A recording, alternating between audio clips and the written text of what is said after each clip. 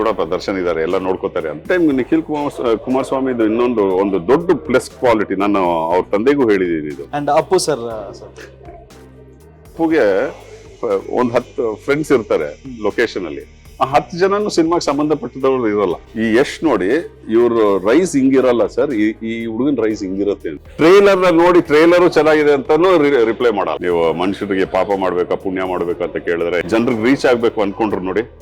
I think that's why is the boss.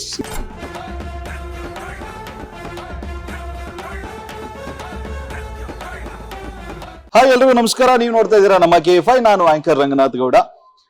Actors ಗಳಿಗೆ ಒಂದು voice ಅಂತ ಹೇಳಿ ಬಂದಾಗ ಬೇಸ್ ವಾಯ್ಸ್ ಅಂತ ಹೇಳಿ ಎಲ್ರಿಗೂ ಕೂಡ ಗೊತ್ತಾಗೋದು ಕೆಲವು ಆಕ್ಟರ್ಸ್ ಗಳು. ಸೊ ಅಂತದ್ರಲ್ಲಿ ಈ ಕೆಲವು ಆಕ್ಟರ್ಸ್ ಗಳ ಹೆಸರನ್ನ ತಗೊಂತೀನಿ ಅಂತ ಹೇಳಿದ್ರೆ ಅಮಿತಾಬ್ ಬಚ್ಚನ್ ಸರ್ ಆಗಿರ್ಬೋದು, ನಮ್ಮ ಕನ್ನಡದಲ್ಲಿ ಕಿಚ್ಚ ಸುದೀಪ್ ಅವರಾಗಿರ್ಬೋದು, ಅಂಡ್ ಅವರ ಜೊತೆಗೆ ನಮ್ಮ ಆರುಮಗಂ ಸರ್ ಆಗಿರ್ಬೋದು. ಸೊ ಇವರೆಲ್ಲರನ್ನೂ ಕೂಡ ಒಂದ್ ಕಡೆ ಕನ್ಸಿಡರ್ ಮಾಡಿದಾಗ ನಾವು ನಮ್ಮ ಕನ್ನಡದ ಸಂಪತ್ತು ಅಂತಾನೆ ಹೇಳ್ಕೊಬಹುದು. ಅವರನ್ನು ಕೂಡ ಒಂದು ಬೇಸ್ ವಾಯ್ಸ್ ಮತ್ತೆ ಖಡಕ್ ಲುಕ್ ಮತ್ತೆ ಒಂದು ಖದರ್ ಇರುವಂತ ಒಂದು ಆಕ್ಟರ್ ಅಂತಾನೆ ಹೇಳ್ಬೋದು. ಸೊ ಅವ್ರು ನಮ್ಮ ಜೊತೆಗೆ ಇದ್ದಾರೆ. ಇವಾಗ ರಂಗಸಮುದ್ರ ಮೂವಿನಲ್ಲಿ ಕೂಡ ಆಕ್ಟ್ ಮಾಡಿದ್ದಾರೆ. ಸೊ ಅವ್ರನ್ನ ವೆಲ್ಕಮ್ ಮಾಡೋಣ ನಮ್ಮ KFIಗೆ. ಸರ್ ನಮಸ್ಕಾರ, ಹೇಗಿದ್ದಾರೆ ಸರ್? ಚೆನ್ನಾಗಿದೆ, ಥ್ಯಾಂಕ್ ಯು. ಸೊ ಎಲ್ಲ ಬೇಸ್ ವಾಯ್ಸ್ ಅಂತ ಹೇಳಿದ ತಕ್ಷಣ ಸರ್ ನಮಗೆ ಕೆಲವೊಂದು ಆಕ್ಟರ್ಸ್ ಗಳು ಅವರ ಒಂದು ವಾಯ್ಸಸ್ ಯಾವಾಗ್ಲೂ ಕೂಡ ಒಂಥರ ರಿದಮ್ ನಮ್ದು ಇಯರ್ ಡ್ರಮ್ ಅಲ್ಲಿ ಬಾರಿಸ್ತಾ ಇರ್ತಾರೆ. ಸೊ ಅದೇ ರೀತಿಯಾದಂತ ಒಂದು ಬೇಸ್ ವಾಯ್ಸ್ ಮತ್ತೆ ಖಡಕ್ ಲುಕ್, ಆ ಒಂದು ವಿಲನಿಶ್ ಕ್ಯಾರೆಕ್ಟರ್ ನಲ್ಲಿ ಸಿಕ್ಕಾಪಟ್ಟೆ ಸೌಂಡ್ ಮಾಡಿದಂತವರಲ್ಲಿ ನೀವು ಕೂಡ ಒಬ್ಬರು ಸರ್.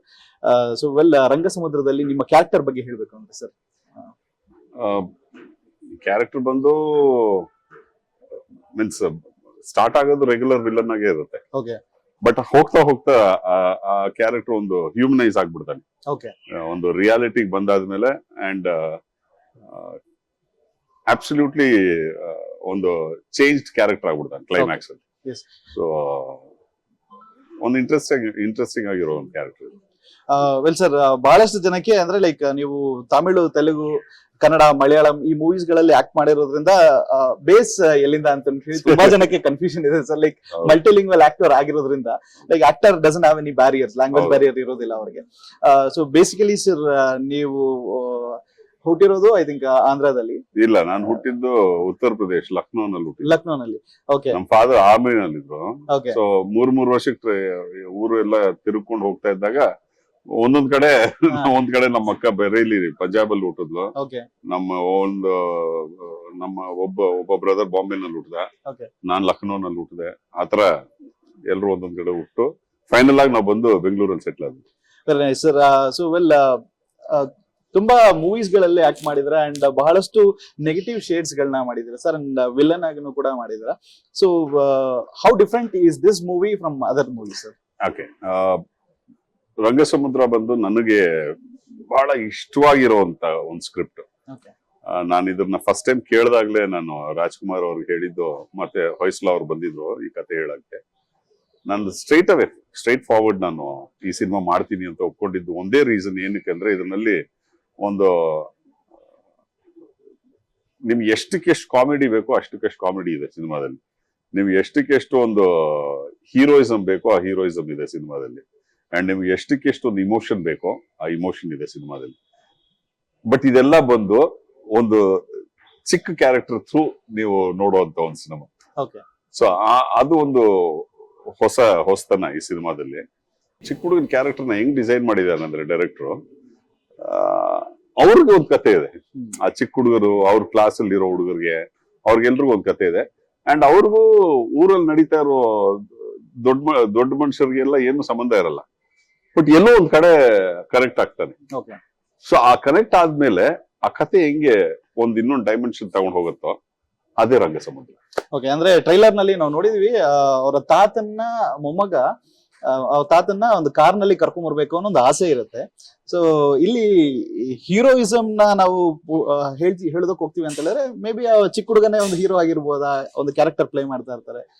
ಸೊ ಇಲ್ಲಿ ಕ್ಯಾರೆಕ್ಟರ್ಸ್ ಗಳ ನಡುವೆ ಒಂದು ಕತೆ ಓಡಾಡ್ತಾ ಇರುತ್ತೆ. ಸೊ ರಂಗಾಯಣ ರಘು ಸರ್ ಅವರು ಇದ್ದಾರೆ ಅಂಡ್ ನೀವಿದ್ದೀರಾ, ಅದ್ರ ಜೊತೆಗೆ ಉಗ್ರಂ ಮಂಜು ಅವರು ಇದ್ದಾರೆ, ಕಾರ್ತಿಕ್ ಇದ್ದಾರೆ. ಸೊ ಒಂದು ಕಲಾವಿದರ ಒಂದು ದಂಡಿದೆ ಅಂತಾನೆ ಹೇಳ್ಬೋದು ಸರ್. ರಂಗಾಯಣ ರಘು ಸರ್ ಅಂತ ಹೇಳಿ ಬಂದ ತಕ್ಷಣ ಸೊ ಅವ್ರ ಆಪೋಸಿಟ್ ಒಂದು ರೋಲ್ ನ ಪ್ಲೇ ಮಾಡ್ತಾ ಇದ್ದಾರೆ ಸರ್. ರಂಗಾಯಣ ರಘು ಸರ್ಗೂ ಒಂದು ಡಿಫ್ರೆಂಟ್ ರೋಲ್ ಅನ್ನ ಕೊಟ್ಟಿದ್ದಾರೆ. ಮಾಡಿರುವಂತಹ ಎಲ್ಲಾ ಮೂವೀಸ್ ಗಳು ಒಂದ್ ಕಡೆ ಆದ್ರೆ ಇದರಲ್ಲಿ ಒಂದು ಡಿಫ್ರೆಂಟ್ ಕ್ಯಾರೆಕ್ಟರ್. ಕರೆಕ್ಟ್, ಡೆಫಿನೆಟ್ ಆಗಿ. ಸೊ ಅವ್ರ ಜೊತೆ ವರ್ಕ್ ಮಾಡಿದಂತ ಒಂದು ಎಕ್ಸ್ಪೀರಿಯನ್ಸ್, ಅವ್ರ ಆಪೋಸಿಟ್ ವರ್ಕ್ ಮಾಡಿದಂತ ರಂಗಾಯಣ ರಘು ಬಂದು ಒಂದು ಸೀಸನ್ಡ್ ಆಕ್ಟರ್ ಹಾ. ಅಂಡ್ ಒಂದು ಚಾಲೆಂಜಿಂಗ್ ಆಕ್ಟರ್ ಬೇರೆ ಅವರು. ಅಂಡ್ ಅಂತ ಒಂದು ಸೀಸನ್ಡ್ ಅಂಡ್ ಚಾಲೆಂಜಿಂಗ್ ಆಕ್ಟರ್ ಜೊತೆ ನೀವು ಕೆಲಸ ಮಾಡಿದಾಗ ನಿಮ್ ಔಟ್ಪುಟ್ ಆಬ್ವಿಯಸ್ಲಿ ಬೆಟರ್ ಇರುತ್ತೆ. ಯಾಕಂದ್ರೆ ನಿಮ್ಮನ್ನೇ ನೀವು ಫಸ್ಟ್ ಚಾಲೆಂಜ್ ಮಾಡ್ಕೋತೀರಾ, ಯಾಕಂದ್ರೆ ನೀವು ಒಂದು ಒಳ್ಳೆ ಕಲಾವಿದನ್ ಮುಂದೆ ಪರ್ಫಾರ್ಮ್ ಮಾಡ್ತಾ ಇದ್ದೀರಾ. ಅಂಡ್ ಅದೇ ತರ ಆ ಕಲಾವಿದ ಬಂದು ನೀವ್ ಮಾಡೋ ಪರ್ಫಾರ್ಮೆನ್ಸ್ಗೆ ಇನ್ನೊಂದು ರಿಯಾಕ್ಷನ್ ಮಾಡ್ತಾರೆ. ಸೊ ಇದು ಒನ್ ಸ್ಟೆಪ್ ಫಾರ್ವರ್ಡ್ ಮೇಲ್ ಹೋಗ್ತಾನೆ ಇರುತ್ತೆ. ಅಂಡ್ ಇಬ್ರು ಬಹಳ ಎಂಜಾಯ್ ಮಾಡ್ಕೊಂಡೇ ಮಾಡಿದ್ವಿ. ನಮ್ ಸೀಕ್ವೆನ್ಸಸ್ ಬಂದು ಹೆಚ್ಚಾಗಿರಲ್ಲ ಸಿನಿಮಾದಲ್ಲಿ, ಬಟ್ ಒಂದ್ 2-3 ಕಡೆ ಸಿಗ್ತೀವಿ. ಆ 2-3 ಕಡೆ ಸಿಕ್ಕಿದಾಗ್ಲೂ ಚೆನ್ನಾಗಿ ಒಳ್ಳೆ ಇಂಟ್ರೆಸ್ಟಿಂಗ್ ಆಗಿರೋ ಕಾನ್ಫ್ಲಿಕ್ಟ್ಸ್ ಇರುತ್ತೆ ಆ 2 ಕ್ಯಾರೆಕ್ಟರ್ಸ್. ಅಂಡ್ ಟ್ರೈಲರ್ ನಲ್ಲಿ ನೋಡ್ಬೇಕಾದ್ರೆ ಸರ್, ಸ್ಟಾರ್ಟಿಂಗ್ ಪುನೀತ್ ಸರ್ ಅವರ ಫೋಟೋ, ಅಪ್ಪು ಸರ್ ಅವರು ಚಿಕ್ಕ ವಯಸ್ಸಿದ್ದ ಫೋಟೋ, ಆಮೇಲೆ ರಾಘಣ್ಣ ಅವರಿಗೆ ಕ್ಯಾಮ್ರಾ ಪ್ಯಾನ್ ಆಗುತ್ತೆ. ಸೊ ಎಲ್ಲ ರಾಘಣ್ಣ ಅವರು ಈ ಒಂದು ಮೂವಿನಲ್ಲಿ ಮಾಡಿದ್ದಾರೆ. ಅಂಡ್ ಶಿಕ್ಷಣಕ್ಕೆ ಮತ್ತೆ ಹಳ್ಳಿಯ ಒಂದು ಆಚರಣೆಗಳು ಮತ್ತೆ ಅಲ್ಲಿಯ ಒಂದು ಪ್ರಾಮುಖ್ಯತೆಗಳಿಗೆ ಏನಿರುತ್ತೆ ಆ ಒಂದು ಅಂಶಗಳಿಗೆ ಬಹಳಷ್ಟು ಪ್ರಾಮುಖ್ಯತೆಯನ್ನು ಕೊಟ್ಟಿದೆ ಈ ಒಂದು ಮೂವಿ ಮತ್ತೆ ಕತೆ. ರಾಘಣ್ಣ ಅವರು ಈ ಮೂವಿನಲ್ಲಿ ಇದ್ದಾರೆ. ಅಪ್ಪು ಸರ್ ಜೊತೆಗೂ ಕೂಡ ನೀವು ಆಲ್ರೆಡಿ ಆಕ್ಟ್ ಮಾಡಿದ್ರೆ ಸರ್. ಸೊ ರಾಘಣ್ಣ ಅವ್ರ ಜೊತೆ ಐ ಥಿಂಕ್ ನೀವು ಮತ್ತೆ ಪುನೀತ್ ಸರ್ ಎಲ್ಲರೂ ಒಟ್ಟಿಗೆ ವರ್ಕೌಟ್ ಮಾಡ್ತಾ ಇದ್ವಿ ಅಂತ ಕೇಳಿ. ಸೊ ಆ ಒಂದು ನಾನು ಆಕ್ಚುಲಿ ವರ್ಕೌಟ್ ಫಸ್ಟ್ ಮಾಡ್ತಿದ್ದೀನಿ ನಾನು ರಾಘಣ್ಣ. ಓಕೆ, ಬಹಳ ತುಂಬಾ ವರ್ಷ ಮಾಡ್ತಾ ಇದ್ವಿ. ಅದಾದ್ಮೇಲೆ ನಾನು ಸಿನಿಮಾ ಚೆನ್ನೈಗೆ ಹೋಗ್ಬಿಟ್ಟೆ. ಅದಾದ್ಮೇಲೆ ನನ್ನ ಮಗಳು ಬಂದು ಇಲ್ಲಿ ಗ್ರಾಜುಯೇಷನ್ ಮಾಡಕ್ ಬೆಂಗಳೂರು ತಿರ್ಗಾ ಬಂದಾಗ ನಾನು ಅಪ್ಪು ರೆಗ್ಯುಲರ್ ಆಗಿ ವರ್ಕೌಟ್ ಮಾಡ್ತಾ ಇದ್ದೆ. ಅಂಡ್ ರಾಘು ನಾನು old friends. Okay sir. So ಅಂದ್ರೆ ದೊಡ್ಡ ಮನೆಯವ್ರು ಹೆಂಗೆ ಅಂತ ಹೇಳಿದ್ರೆ ಸರ್, ಇವಾಗ ಅವ್ರ ಬಾಯಿಂದ ಒಂದು ಏನಾದ್ರು ಒಂದು ಒಳ್ಳೆ ಮಾತುಗಳು ಬಂತು ಅಂತ ಹೇಳಿದ ತಕ್ಷಣ ಜನ ತುಂಬಾ ಪಾಲಿಸ್ತಾರೆ. So do you think movie is that medium that has that power, so that ನಿಮ್ಗೆ ಏನಾದ್ರು ಕನ್ವೆ ಮಾಡ್ಬೇಕು ಅಂತ ಹೇಳಿದ್ರೆ ಮೂವಿಯ ಮುಖಾಂತರ ಕನ್ವೆ ಮಾಡಬಹುದು? 100%. One of the strongest medium ಅಂತ ನಾನು ಅನ್ಕೋತೀನಿ. ನೀವು ಎಲ್ಲ ಕಮ್ಯುನಿಕೇಟ್ ಮಾಡಬಹುದು. ಇದರಿಂದ ನೀವು ವೈಲೆನ್ಸ್ ಕಮ್ಯುನಿಕೇಟ್ ಮಾಡಬಹುದು, ಹೇಟ್ರೆಟ್ ಕಮ್ಯುನಿಕೇಟ್ ಮಾಡಬಹುದು, ಲವ್ ಕಮ್ಯುನಿಕೇಟ್ ಮಾಡಬಹುದು. ಅಂಡ್ ನನಗೆ ಗೊತ್ತಿರಾಗೆ ದ ಮೋಸ್ಟ್ ಸ್ಟ್ರಾಂಗೆಸ್ಟ್ ಮೀಡಿಯಂ ಅಂದ್ರೆ ಸಿನಿಮಾ. ನೀವು ನೋಡಿರುವಂತ ಡೈರೆಕ್ಟರ್ಸ್ ಗಳಲ್ಲಿ ತುಂಬಾ ಜನ ಎಕ್ಸ್ಪೀರಿಯನ್ಸ್ಡ್ ಡೈರೆಕ್ಟರ್ಸ್ ಗಳು ಕೂಡ ಇದ್ದಾರೆ. Because you have acted in Tamil, Telugu, Malayalam, ಕನ್ನಡದಲ್ಲಿ.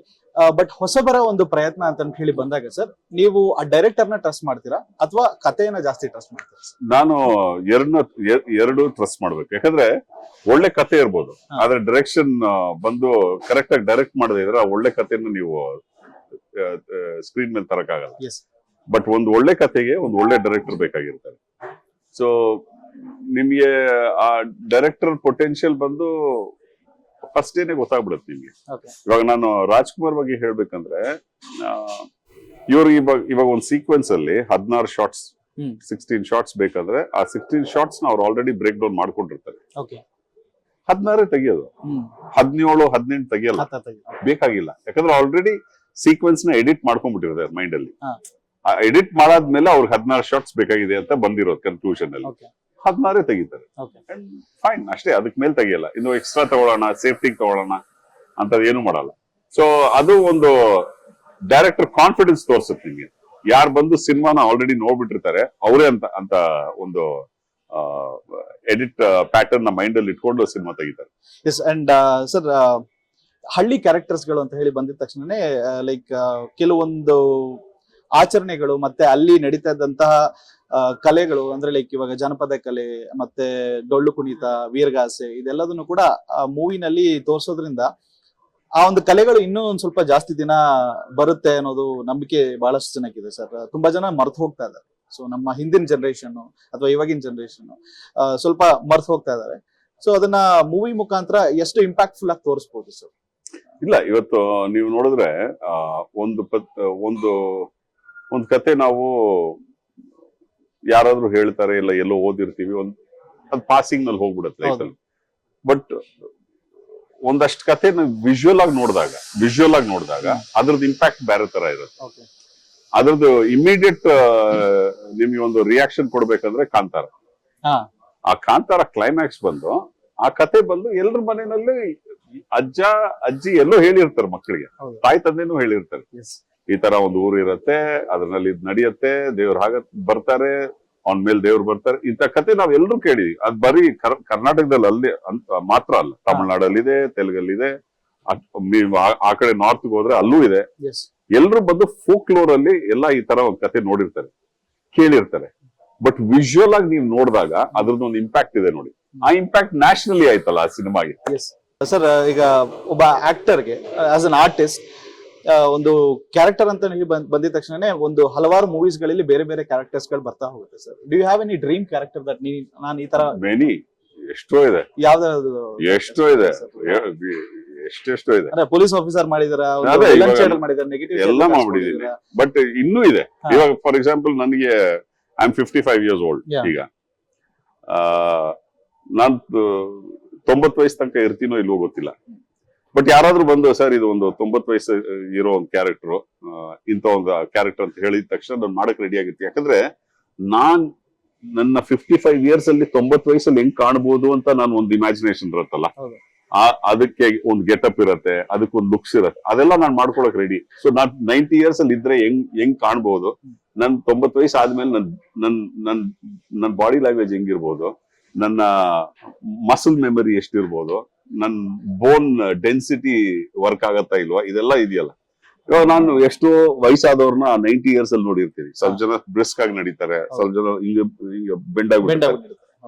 ಸೊ ನಾನು ಅದೆಲ್ಲ ಎಕ್ಸ್ಪೆರಿಮೆಂಟ್ ಮಾಡ್ಬೋದಲ್ಲ. ಓಕೆ, ಅಂದ್ರೆ ಎಕ್ಸಾಕ್ಟ್ಲಿ ಹೇಳ್ಬೇಕು ಅಂದ್ರೆ ದೇಹಕ್ಕೆ ಮಾತ್ರ ವಯಸ್ಸಾಗ್ತಾ ಇರುತ್ತೆ, ಮನ್ಸಿಗೇನು ವಯಸ್ಸಾಗಲ್ಲ. ನಾನು 30 ನನ್ನ 30 ಅಲ್ಲಿ 30 ಅಲ್ಲಿ ಬ್ಲಾಕ್ ಆಗ್ಬಿಟ್ಟಿದ್ದೀನಿ ನಾನು. 30 years with 25 years of experience. I am stuck in. ನನ್ಗೆ ಫ್ರೆಂಡ್ಸ್ ಎಲ್ಲ ಅಬೌಟ್ 35-40 years ಅಲ್ಲಿ ಇರೋ ಫ್ರೆಂಡ್ಸ್ ಇದೆ ನನಗೆಲ್ಲ, ಓಕೆ, ಆಲ್ಮೋಸ್ಟ್ ಫ್ರೆಂಡ್ಸ್. ನಾವು ನನ್ನ ಕ್ಲಬ್ ಜಾಯ್ನ್ ಆಗ್ತೀವಿ. ಥ್ಯಾಂಕ್ ಯು, ಮೋಸ್ಟ್ ವೆಲ್ಕಮ್, ಬನ್ನಿ. ಎಸ್ ಸರ್, ಅಂಡ್ ಕನ್ನಡದಲ್ಲಿ ಮಾಡಿರುವಂತ ಮೂವೀಸ್ ಗಳಲ್ಲಿ ಹೇಳ್ಬೇಕು ಅಂದ್ರೆ ಎಲ್ಲಾ ಸ್ಟಾರ್ ನಟರ ಜೊತೆಗೆ ವರ್ಕ್ ಮಾಡಿದ್ದಾರೆ ಸರ್. ಲೈಕ್ ಧ್ರುವ ಸರ್ಜಾ ಅವರು, Nikhil Kumaraswamy and Darshan sir, Puneeth sir ಅವ್ರ ಜೊತೆ ಕೂಡ ಆಕ್ಟ್ ಮಾಡಿದ್ರೆ. ಸೊ ಮಾಡಿರುವಂತ ಮೂವೀಸ್ ಗಳಲ್ಲಿ ಎಲ್ಲಾ ಸ್ಟಾರ್ ಜೊತೆ ಆಕ್ಟ್ ಮಾಡಿದ್ರೆ, ಇನ್ನ ಬೇರೆ ನಿಮ್ಮ ಒಂದು ಲಿಸ್ಟ್ ಅಲ್ಲಿ ಯಾರಾದ್ರೂ ಪೆಂಡಿಂಗ್ ಅಂತ ಎಲ್ಲರೂ ಇದ್ದಾರೆ.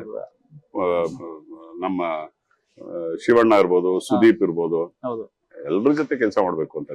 ವೆಲ್ ಸರ್, ಇವಾಗ ಆಕ್ಟರ್ಸ್ ಗಳ ಬಗ್ಗೆ, ನೀವು ಆಕ್ಟ್ ಮಾಡಿರುವಂತ ಆಕ್ಟರ್ಸ್ ಗಳ ಬಗ್ಗೆ ಒನ್ ವರ್ಡ್ ಅಥವಾ ಒನ್ ಸೆಂಟೆನ್ಸ್ ಅಲ್ಲಿ ಹೇಳ್ಬೇಕು ಅಂತ ಹೇಳಿದ್ರೆ ಸರ್, ನೀವು ಕನ್ನಡ ಇಂಡಸ್ಟ್ರಿನಲ್ಲಿ ಬೃಂದಾವನದಲ್ಲಿ ಮಾಡಿದ್ರ, ಡಿಬೋಸ್ ಜೊತೆಗೆ, ಮತ್ತೆ ಕ್ರಾಂತಿಯಲ್ಲೂ ಕೂಡ ಮಾಡಿದ್ರ, ಅಂಡ್ ನಿಖಿಲ್ ಕುಮಾರಸ್ವಾಮಿ ಅವ್ರ ಜೊತೆಗೆ ಜಾಗ್ವಾರ್ ಅಲ್ಲಿ ಮಾಡಿದ್ರ. ಸೊ ಈ ಆಕ್ಟರ್ಸ್ ಗಳ ಬಗ್ಗೆ ಒನ್ ವರ್ಡ್ ಅಥವಾ ಒನ್ ಸೆಂಟೆನ್ಸ್ ಅಲ್ಲಿ ಹೇಳ್ಬೇಕು ಅಂತ ಹೇಳಿದ್ರೆ, first D boss will start with. ಒಂದು ಇಂಟರ್ವ್ಯೂ ನಲ್ಲಿ ಹೇಳ್ದಂಗೆ, ದರ್ಶನ್ ಹೆಂಗೆ ಅಂದ್ರೆ ಒಂದು ಕುಟುಂಬದಲ್ಲಿ ದೊಡ್ಡವರು ಇದ್ದಾಗ ನಿಮ್ ಬಾಕಿ ಬೇರೆ ಏನಕ್ಕೂ ಚಿಂತೆ ಮಾಡ್ಬೇಕು ಅಂತ ಅವಶ್ಯಕತೆ ಇರಲ್ಲ, ಗೊತ್ತಾ. ಅವ್ರು ಇದಾರಪ್ಪ, ನೋಡ್ಕೋತಾರೆ ಎಲ್ಲ. ಆಗಿರೋ ಒಂದು ಕ್ಯಾರೆಕ್ಟರ್ ದರ್ಶನ್. ಸೆಟ್ ಅಲ್ಲಿ ಇದಾರೆ ಇಲ್ಲ ಶೂಟಿಂಗ್ ಅಲ್ಲಿ ಇದಾರೆ ಅಂದ್ರೆ ಎಲ್ಲ ಬಿಡಪ್ಪ, ದರ್ಶನ್ ಇದಾರೆ, ಎಲ್ಲ ನೋಡ್ಕೋತಾರೆ ಅನ್ನೋ ಒಂದು ನಿಮ್ ಕಾನ್ಫಿಡೆನ್ಸ್ ಇರುತ್ತೆ. ಓಕೆ, ಅಂಡ್ ಧ್ರುವ ಸರ್ ಬಗ್ಗೆ hard working, extremely hard working.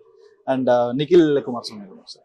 Nikhil Kumaraswamy ಕೂಡ hard working, and at the same time Nikhil Kumaraswamy ಇನ್ನೊಂದು ದೊಡ್ಡ ಪ್ಲಸ್ ಕ್ವಾಲಿಟಿ, ನಾನು ಅವ್ರ ತಂದೆಗೂ ಹೇಳಿದೀನಿ, ಇದು ಒಂದು ಚೀಫ್ ಮಿನಿಸ್ಟರ್ ಮಗ, ಒಂದು ಎಕ್ಸ್ ಪ್ರೈಮ್ ಮಿನಿಸ್ಟರ್ ಮೊಮ್ಮಗ ಅಂತ ಏರ್ಸ್ ಏನು ಇಲ್ಲ.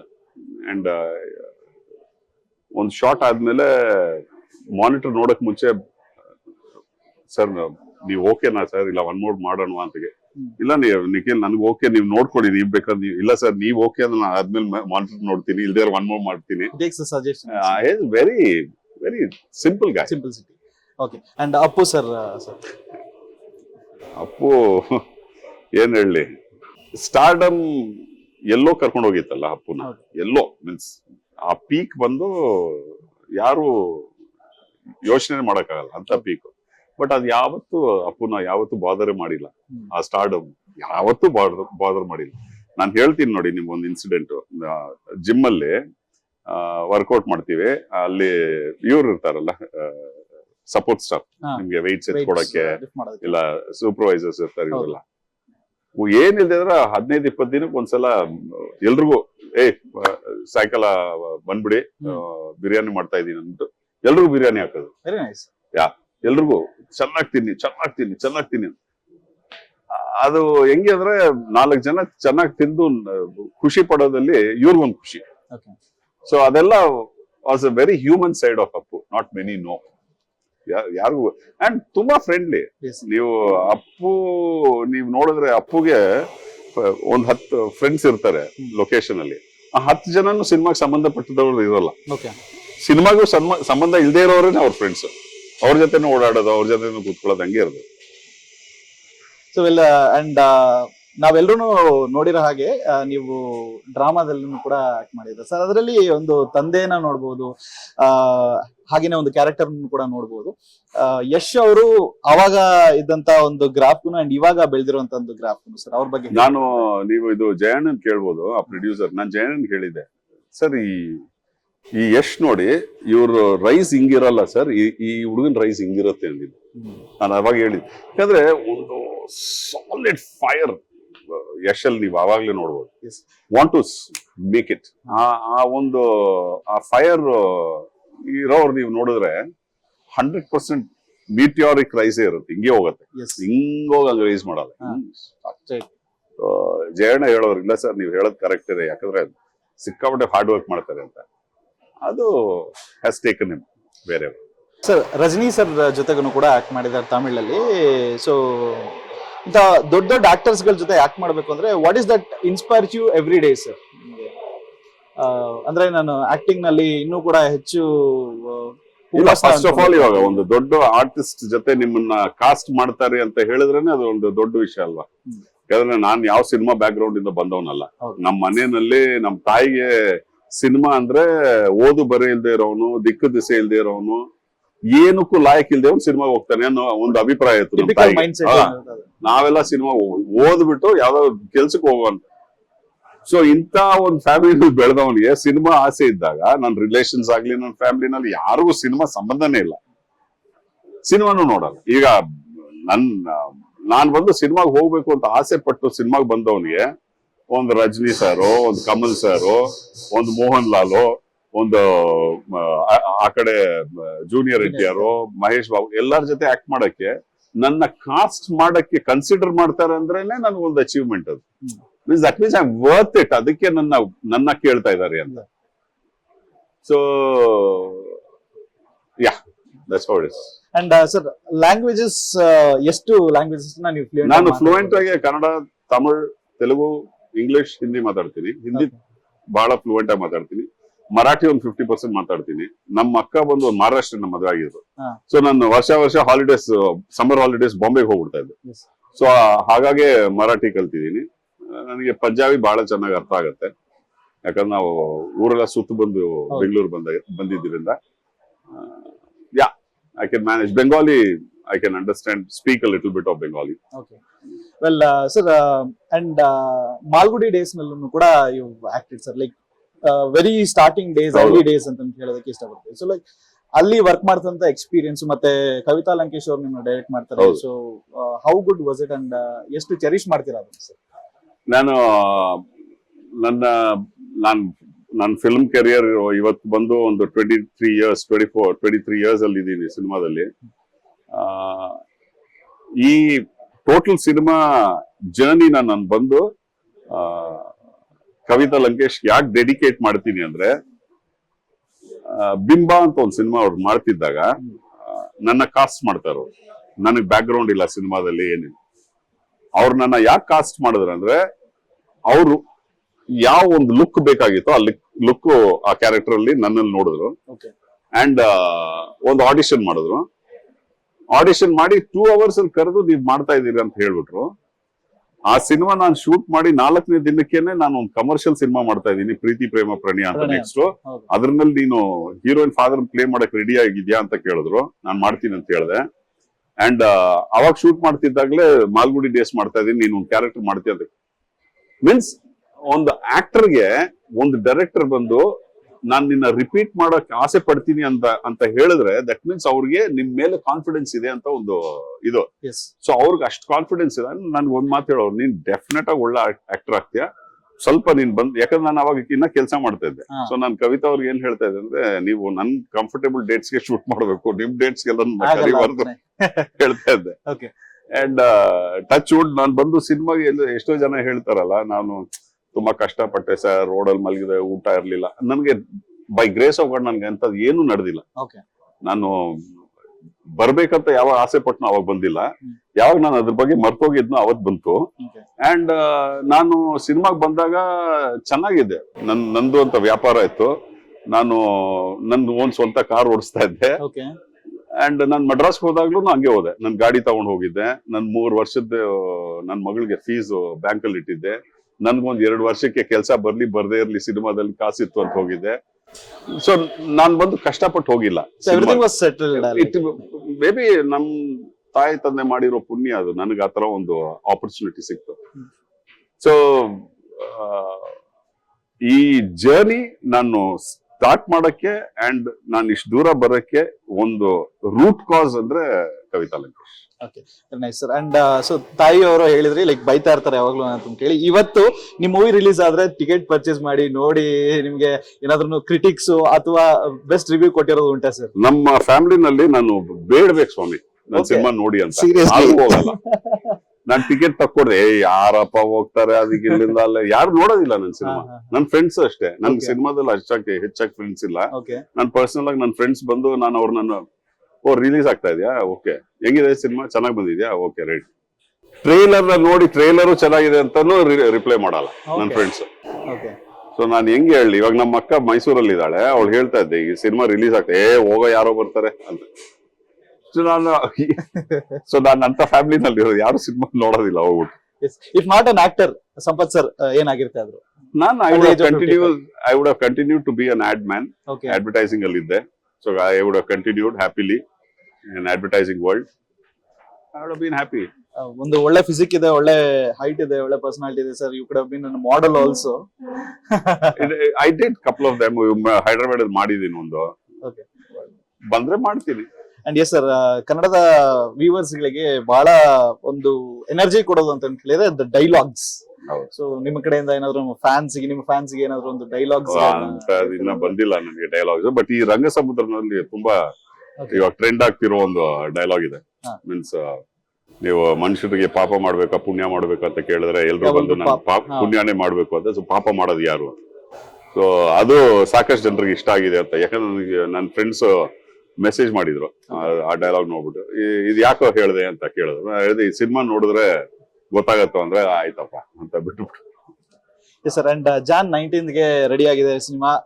ಐ ಥಿಂಕ್ ಒಂದು 20ಯಲ್ಲಿ ಶೂಟ್ ಆದಂತ ಮೂವಿ ಆಲ್ಮೋಸ್ಟ್ ಗ್ಯಾಪ್ ತಗೊಂಡು ಕೋವಿಡ್ ಆದ್ಮೇಲೆ ಮತ್ತೆ ಚಿತ್ರಮಂದಿರಕ್ಕೆ ಬರೋದಕ್ಕೆ ಬಹಳಷ್ಟು ಒಂದು ತಯಾರಿಗಳನ್ನೆಲ್ಲ ನಡೆಸ್ಕೊಂಡು ನೀವೆಲ್ಲ ಒಂದು ಪರಿಶ್ರಮ ಮತ್ತೆ ಡೈರೆಕ್ಟರ್ ನ ಒಂದು ಕನಸು ಥಿಯೇಟರ್ ಗೆ ಬರ್ತದೆ ಸರ್. ಫೈನಲ್ ನಿಮ್ಮ ಕನ್ನಡಿಗರಿಗೆ, ಕನ್ನಡದ ಆಡಿಯನ್ಸ್ ಗೆ ಏನ್ ಹೇಳೋದಕ್ಕೆ ಇಷ್ಟಪಡ್ತೀರಾ ಸರ್? ನಾನು ಹೇಳೋದು ಇಷ್ಟೇನೆ, ದಯವಿಟ್ಟು ಈ ಸಿನಿಮಾನ ಥಿಯೇಟರ್ ಅಲ್ಲಿ ಹೋಗಿ ನೋಡಿ. ಯಾಕಂದ್ರೆ ನಿಮ್ಗೆ ಈ ಸಿನಿಮಾದಲ್ಲಿ ಎಲ್ಲಾ ತರದ ಇಮೋಷನ್ ಸಿಗತ್ತೆ. ನಿಮ್ಗೆ ಕಾಮಿಡಿ ಬೇಕಾ, ಸಿಕ್ಕಾಪಟ್ಟೆ ಕಾಮಿಡಿ ಇದೆ. ಅಂಡ್ ಒಳ್ಳೆ ಹ್ಯೂಮರ್, ಮೀನ್ಸ್ ಸೆನ್ಸಿಬಲ್ ಹ್ಯೂಮರ್ ಇದೆ. ಅದಲ್ಲದೆ ಒಂದು ಎಕ್ಸ್ಟ್ರಾರ್ಡಿನರಿ ರಿಲೇಶನ್ಶಿಪ್ ಕತೆ ಇದೆ. ಅಂಡ್ ಅದಲ್ಲದೆ ಒಂದು ಬ್ಯೂಟಿಫುಲ್ ಇಮೋಷನ್ ಇದೆ ಸಿನಿಮಾಗೆ. ಅಂಡ್ ಈ ಸಿನಿಮಾ ನೀವು ನೋಡು ಆಚೆ ಬಂದಾದ್ಮೇಲೆ ಈ ಸಿನಿಮಾ ನಿಮ್ಮನ್ನ ಖಂಡಿತವಾಗ್ಲೂ ಅಟ್ಲೀಸ್ಟ್ ನನಗ್ ಗೊತ್ತಿರಂಗೆ ಒಂದ್ ನೈಟ್ ಕಾಡತ್ತೆ. ಸೊ ಒಂದ್ ನೈಟ್ ಕಾಡಿದ್ರೆ ಅದು ಒಳ್ಳೆ ಸಿನಿಮಾ ಅಂತ ಅರ್ಥ. ಅಂಡ್ ಆ ಸಿನಿಮಾ ನೋಡಿದ್ಮೇಲೆ ನಿಮ್ ಫ್ರೆಂಡ್ಸ್ ಹೇಳಿ, ನಿಮ್ ಫ್ಯಾಮಿಲಿಗೆ ಹೇಳಿ, ಇಂಥ ಒಂದ್ ಚಿಕ್ಕ ಸಿನಿಮಾನ ನೀವು ಥಿಯೇಟರ್ ಬಂದು ನೋಡಿದ್ರೆ ಇಂಥ ಒಂದು ಒಳ್ಳೆ ಕತೆ ಆಚೆ ಬರುತ್ತೆ. ಇದಲ್ದೆ ಒಂದು 10 ರಾಜ್ಕುಮಾರ್ ಹಸ್ಕಿಗಳು ಆಚೆ ಬರ್ತಾರೆ.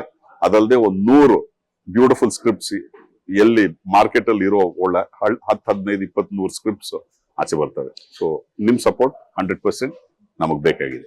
ಅಂಡ್ ಸರ್, ಈಗ ಲೇಟೆಸ್ಟ್ ರಿಲೀಸ್ ಆದಂತ ಒಂದು ಮೂವಿ, ರೀಸೆಂಟ್ ಆಗಿ ಬಂದಿರುವಂತ ಮೂವಿ ಕಾಟೇರ ಬಹಳಷ್ಟು ಚೆನ್ನಾಗಿ ಕಲೆಕ್ಷನ್ ಅನ್ನ ಮಾಡ್ತಾರೆ. ಅಂಡ್ ಡಿವೋರ್ಸ್ ಜೊತೆಗೆ ನೀವು ಆಲ್ರೆಡಿ 3 ಮೂವಿನಲ್ಲಿ ಆಕ್ಟ್ ಮಾಡಿದ್ರೆ ಸರ್. ಸೊ ಎಲ್ಲ ಆ ಮೂವಿ ಬಗ್ಗೆ ಹೇಳ್ಬೇಕು ಅಂತ ಹೇಳಿದ್ರೆ ಸರ್. ಇಲ್ಲ, ನನಗೆ ಗೊತ್ತದು. ನಾನು ಕ್ರಾಂತಿ ಮಾಡ್ತಿದ್ದಾಗ್ಲೇ ಆ ಡಿಸ್ಕಷನ್ ಇವರು ದರ್ಶನ್ ಜೊತೆ ನಡೀತಾ ಇತ್ತು. ಅಂಡ್ ಸೂಪರ್ ಅಲ್ವಾ ಅಂತ ಸ್ಕ್ರಿಪ್ಟ್ಸ್ ಇವಾಗ ಬಂದು ದೊಡ್ಡ ಹಿಟ್ ಆಗಿರೋದ್ರಿಂದ ಒಂದು ಮೆಸೇಜ್ ಓರಿಯೆಂಟೆಡ್ ಸ್ಕ್ರಿಪ್ಟ್ ಅದು. ಅಂಡ್ ಆ ಸ್ಕ್ರಿಪ್ಟ್ ನ ಜನ ಒಪ್ಕೊಂಡಿದ್ದಾರೆ ಅಂದಿದ ತಕ್ಷಣನೇ ಒಂದು ದರ್ಶನ್ ಆಗಿರುವಂತ ಒಂದು ಸ್ಟಾರ್ ಅಂತ ಒಂದು ಸಿನಿಮಾ ಮಾಡೋದು ಅವ್ರ ಈ ಕೆರಿಯರ್ ಅಲ್ಲಿ ಅವ್ರು ಇದನ್ನ ಮಾಡ್ಬೋದು, ಮಾಡದೇ ಇರ್ಬೋದು, ಅವ್ರಿಗೆ ಏನ್ ಎಫೆಕ್ಟ್ ಆಗಲ್ಲ. ಬಟ್ ಇಂಥ ಸ್ಕ್ರಿಪ್ಟ್ ನಾನು ಮಾಡ್ಬೇಕು, ಇದರಿಂದ ಜನರಿಗೆ ರೀಚ್ ಆಗ್ಬೇಕು ಅನ್ಕೊಂಡ್ರು ನೋಡಿ, I think that's why is the boss. Yes, ಯಾಕೆ ಕೇಳಿದೆ ಅಂತ ಹೇಳಿದ್ರೆ ಸರ್, ಇವಾಗ ಫಾರ್ ಎಕ್ಸಾಂಪಲ್ ನೀವು ಮಾಡ್ತಾ ಇರುವಂತ ರಂಗಸಮುದ್ರ ಮೂವಿ ಒಂದು ಹಳ್ಳಿಯ ಕತೆ ಹೊತ್ತಿರುವಂತ ಮೂವಿ, ಅಂಡ್ ಅದ್ರ ಜೊತೆಗೆ ಡಿ ಬಾಸ್ ಮಾಡಿದಂತ ಕಾಟೇರ ಮೂವಿ ಅದನ್ನು ಕೂಡ ಒಂದು ಹಳ್ಳಿ ಕಥೆಯನ್ನ ಹೌದು. ಹೊತ್ತಿರುವಂತ ಮೂವಿ.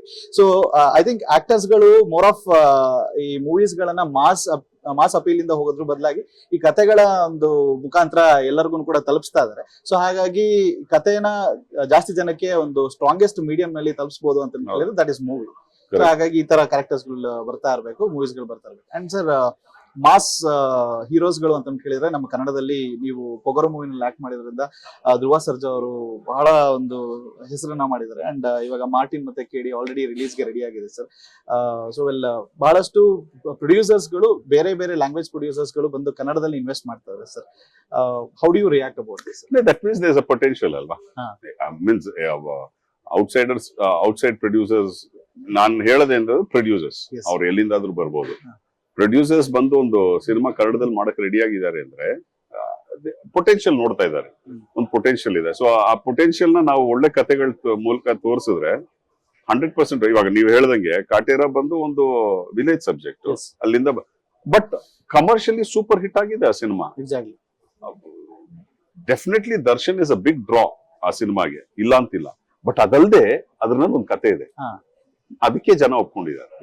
ಅಂಡ್ ಸರ್, ತುಂಬಾನೇ ಪ್ರಾಜೆಕ್ಟ್ಸ್ ಗಳನ್ನ ನೀವು ಮಾಡಿದೀರಾ. ನಮಗೆ ಕನ್ನಡಿಗರಾಗಿ ಏನೊಂದು ಜಲಸಿ ಜಾಸ್ತಿ ಇರೋದು ಅಂತ ಹೇಳಿದ್ರೆ ಕನ್ನಡದಲ್ಲಿ ಜಾಸ್ತಿ ಪ್ರಾಜೆಕ್ಟ್ಸ್ ನೀವು ಇನ್ನು ಮಾಡಿ ಅಂತ ಹೇಳಿ. ನೆಕ್ಸ್ಟ್ ಫ್ಯೂಚರ್ ಪ್ರಾಜೆಕ್ಟ್ಸ್ ಕನ್ನಡದಲ್ಲಿ ಯಾವ್ದಾದ್ರು ಇದೆಯಾ ಸರ್? ನಾನೀಗ ಒಂದ್ ಕತೆ ನಾಳೆ ಕೇಳ್ತಾ ಇದ್ದೀನಿ, ಅದಿನ್ನ ಕನ್ಫರ್ಮ್ ಮಾಡಕ್ ಆಗಲ್ಲ. ನಾನು ಹೇಳೋದು ಇಷ್ಟೇನೆ, ನನಗೆ ಬಂದು ದಯವಿಟ್ಟು ಆಸ್ ಡೈರೆಕ್ಟರ್ಸ್ ಆಗ್ಲಿ ಇಲ್ಲ ಫಿಲ್ಮ್ ಮೇಕರ್ಸ್ ಆಗ್ಲಿ ಒಂದು ಇಮೇಜ್ ಕ್ರಿಯೇಟ್ ಆಗ್ಬಿಟ್ಟಿದೆ. ಸಂಪತ್ ಅಂದ್ರೆ ಆಗಲ್ಲ, ಬರಲ್ಲ, ಅವ್ರನ್ನ ಅಫೋರ್ಡ್ ಮಾಡಕ್ ಆಗಲ್ಲ, ಹಂಗೊಂದು. ಸೊ ಏನಾಗತ್ತೆ ಅಂದ್ರೆ ಯೋಚನೆ ಮಾಡ್ದಾಗ್ಲೂ ಸರಿಯಪ್ಪ ಹೋಗೋದ್ ಬಿಟ್ಬಿಡಿ ಅಂತ ಒಂದು ಇದಿದೆ. ನಾನ್ ಹೇಳೋದೇನಂದ್ರೆ ಅದ್ ದಯವಿಟ್ಟು ಮಾಡಕ್ ಹೋಗ್ಬಿಡಿ.